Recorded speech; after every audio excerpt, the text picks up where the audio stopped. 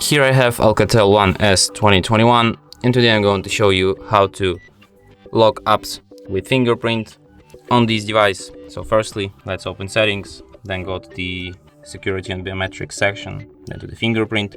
Firstly, what you need to do is to add a fingerprint. If you have no idea how you can add fingerprint, just find this video tutorial for this device on our channel, go watch it, add fingerprint, then come back here.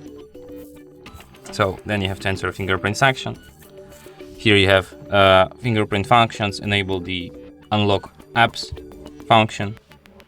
And now we have to lock app, go to the app lock, then you will have to enable it, like just set yourself one like pattern, password or PIN, and then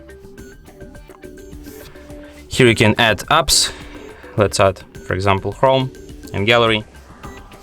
And now, as you can see, I can't unlock Chrome without my password or just my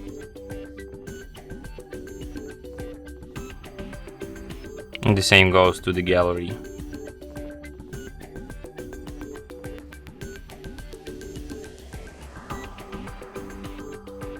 And that's it.